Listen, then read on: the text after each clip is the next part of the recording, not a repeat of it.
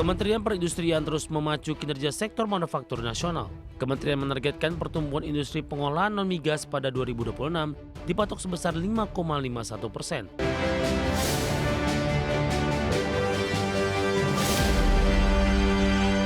Kementerian Perindustrian menetapkan target pertumbuhan industri pengolahan non-migas pada 2026 sebesar 5,51%. Pemerintah juga fokus pada pemerataan industri di luar Pulau Jawa dan penekanan emisi gas rumah kaca.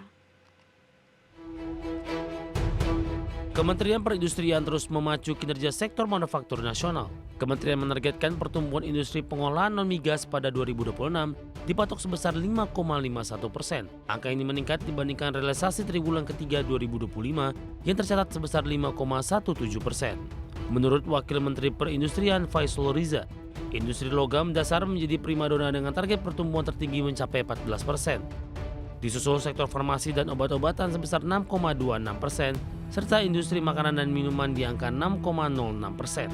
Sementara sektor alat angkutan ditargetkan kembali pulih dan tumbuh 2,93%. Kemenperin juga menargetkan kontribusi ekspor manufaktur mencapai 74,85% dari total ekspor dan investasi baru sebesar 852,90 triliun rupiah. Pertumbuhan PDB industri pengolahan non-migas yang di tahun 2025 triwulan 3 ini itu sekitar 5,17%. Ditargetkan menjadi 5,51%. Demikian pula dengan rasio IPNM terhadap PDB yang di tahun ini 17,27%, ditargetkan untuk naik menjadi 18,56%. Kemenperin juga menerapkan strategi baru untuk menggeser sentralisasi industri. Target nilai tambah industri di luar Pulau Jawa ditetapkan sebesar 33,25% untuk menciptakan keadilan ekonomi. Sektor industri juga diwajibkan berkontribusi dalam penurunan emisi gas rumah kaca dengan target 6,79 juta ton CO2 ekuivalen. Jakarta, Adi Firmansyah, ADXC. Presiden Prabowo Subianto menargetkan pembangunan 1.100 kampung nelayan merah putih pada tahun 2026. Jumlah kampung nelayan yang akan dibangun pada tahun depan dipastikan akan semakin banyak. Prabowo mengatakan Indonesia akan melakukan produksi dan budidaya ikan dengan jumlah besar. Hal ini dilakukan untuk memenuhi asupan protein anak-anak Indonesia sehingga dapat tumbuh kuat dan pintar. Selain mendorong peningkatan produksi dan budidaya ikan, Presiden memastikan Indonesia sudah berhasil mencapai swasembada beras dalam waktu 1 tahun. Presiden ingin Indonesia mampu mencapai swasembada di komoditas lainnya seperti jagung, singkong, bawang putih, dan ikan. Saudara-saudara, ternak, ikan, semuanya kita akan produksi besar-besaran. Kita akan buka ribuan desa-desa nelayan. Kita akan buka ratusan budidaya ikan. Saudara-saudara sekalian, rakyat kita, anak-anak kita harus makan protein yang banyak. Dia harus tumbuh kuat, tumbuh pinter, dan tumbuh menjadi masa depan Indonesia yang hebat. Dan saya juga dapat laporan dari Menteri Kelautan. Menteri Kelautan ada?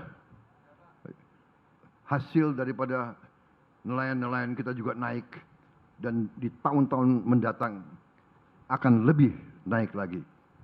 Hari tahun 26 ini kita targetkan 1.100 desa nelayan. Pemirsa, Perum Bulog mencatatkan serapan beras mencapai 3,19 juta ton sepanjang tahun 2025. Capaian ini menjadi rekor tertinggi sejak Bulog berdiri pada tahun 1968.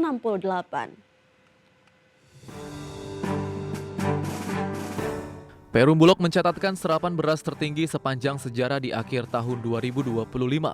Total pengadaan setara beras Bulog mencapai 3,19 juta ton dan menjadi rekor tertinggi sejak Bulog berdiri pada tahun 1968. Jumlah ini berasal dari penyerapan 4,53 juta ton gabah kering panen, 6.863 ton gabah kering giling, serta 765.504 ton beras. Direktur Utama Perum Bulog Ahmad Rizal Ramdhani mengungkapkan capaian ini merupakan hasil kolaborasi dari berbagai lembaga.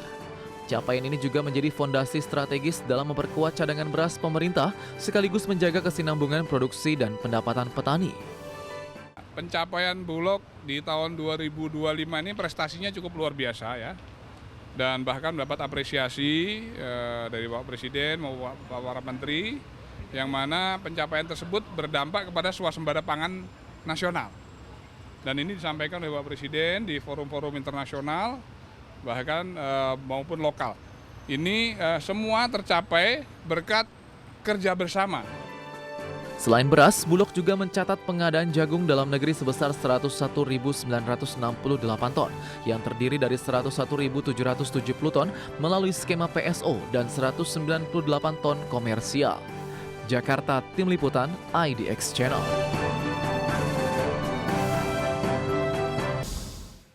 Gabungan Industri Kendaraan Bermotor Indonesia atau Gaikindo memperkirakan penjualan kendaraan mobil di Indonesia hanya mampu berada di level 780.000 unit pada tahun 2025.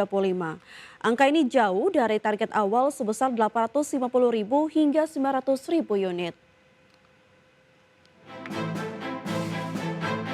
Ketua Umum Gabungan Industri Kendaraan Bermotor Indonesia Putu Juli Ardika menyebutkan hingga tahun 2025 akhir penjualan mobil diperkirakan hanya mampu di angka 780.000 unit atau jauh dari target awal sebesar 850.000 unit. Angka ini disebutkan lantaran masih turunnya data beli masyarakat sehingga pembelian terus menurun hingga adanya masalah pembiayaan di mana pembelian kendaraan bermotor masih didominasi 70% melalui kredit. Adapun Putu menyebutkan penurunan penjualan kendaraan ini didominasi oleh mobil di bawah 200 juta atau antara harga 200 hingga 400 juta rupiah. Perkirakan itu akan mencapai 780.000 unit kendaraan untuk tahun 2025. Itu memang masih di bawah proyeksi tahun lalu. Kalau ditanyakan faktor apa yang penyebabnya turun ya, memang yang pertama mungkin masalah ekonomi ya, pembelian dan penjualannya itu terus menurun. Terus yang kedua itu kalau kita lihat mungkin ada juga terkait dengan pembiayaan. Seperti diketahui awalnya, target penjualan mobil nasional 2025 dipatok 900.000 unit. Namun melemahnya pasar membuat Gaikindo menurunkan target menjadi 800.000 unit, kemudian kembali direvisi menjadi 780.000 unit. Dari Jakarta, Ade Firmansyah, IDX Channel. Ya pemirsa, pasar otomotif Indonesia sedang tidak baik-baik saja. Penjualan mobil nasional merosot tajam hingga menyentuh level terendah dalam 5 tahun terakhir. Adapun penjualan dari dealer ke konsumen angkanya hanya mencapai 739.977 unit selama 11 bulan tahun 2025. Pasar otomotif Indonesia sedang tidak baik-baik saja.